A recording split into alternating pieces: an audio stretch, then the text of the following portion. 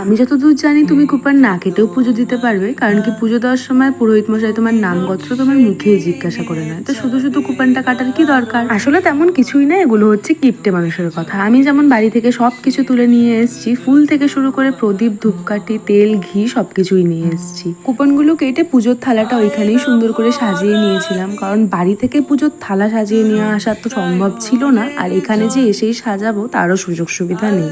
এক্ষেত্রে বলে রাখি, যারা তোমরা এখনো পর্যন্ত মামা মামার মন্দিরে আসোনি, আসতে চাইছো, তাদের ক্ষেত্রে এই কথাটা বলবো যে তোমরা একটু সেফটি নিয়ে এসো। এখানে কিছু দারোয়ান থাকে, দারোয়ান বলতে হনুমান বা বানর, যাদের উৎপাত প্রচন্ড বেশি। তবে যদিও এখান থেকে যখন তোমরা পুজোর ডালা নেবে, তোমাদের হাতে একটা করে লাঠি দিয়ে দেবে ফর ইউর সেফটি। হ্যাঁ, এটা ঠিক, ওরা তোমাদের কোনো আঘাত করবে না, তবে পেটের দায় সবার থাকে, সেই কারণে হয়তো তোমার হাতে কোনো মিষ্টির প্যাকেট থাকলে হাতে থেকে থাবা মারতে পারে, সেই জন্য একটু সাবধান। কারণ এই মিষ্টির প্যাকেট সহ তোমার পুজো দেওয়ার ফুল ফল সবকিছুই কিন্তু একেবারে নষ্ট হয়ে যাবে। যাই হোক, দিদিরা যেহেতু কেউ পুজো দেবে না, সবাই একবারে মিষ্টি সন্দেশ যা পেয়েছে কিনে একটা বাটার মধ্যে দিয়ে দিয়েছিলাম। আর আমার যে ভয়, যদি থাবা মারে কিভাবে লুকিয়ে লুকিয়ে রাখতে হয় দেখতেই পাচ্ছ, কারণ কি আগের এক্সপিরিয়েন্স আমার একেবারেই ভালো না। যাই হোক, মন দিয়ে শান্ত মাথায় পুজো দিলাম বেশ অনেকক্ষণ ধরে, যেহেতু আজকে মন্দিরে বেশ একটা ভিড় ছিল না। যখন ভিড় না থাকে না, পুজো দিয়ে যে কোনো মন্দিরে ভীষণ শান্তি লাগে।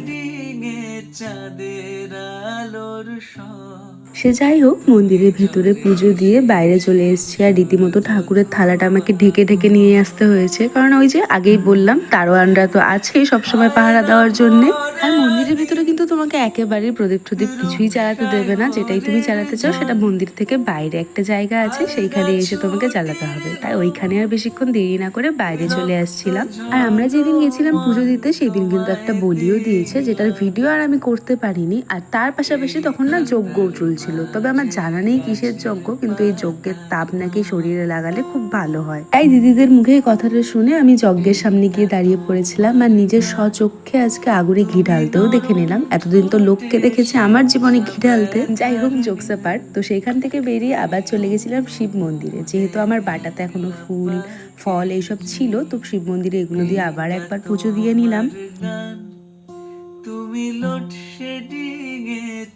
এই যে গাছটায় তোমরা এতগুলো ওড়না বেঁধে থাকতে দেখছো, সবার মুখে শুনেছি এইখানে নাকি যে কোনো মানসিক করে ওড়না বাঁধলে সেই মানসিকটা অতি অবশ্যই পূর্ণ হয়। তুমি বিশ্বাস করো, এত বছর যাবত আমি এখানে আসছি, কোনো দিন আমি মন্দির থেকে ওড়না কিনিও নি, আর এই গাছে তো বাঁধা একেবারেই দূরের কথা। যাকে চুল বেঁধে অনেকক্ষণ ফ্যাশন শো করে নিয়েছি, এবার তো গরমে আর পারা যাচ্ছে না, উঠতে হবে পাহাড়ে, তাই চটপট সুন্দর করে চুলটা বেঁধে নিলাম। 2-4টে সিঁড়ি উঠতে না উঠতেই শুরু হয়ে গেছে আমার দিদিদের ফ্যাশন শো।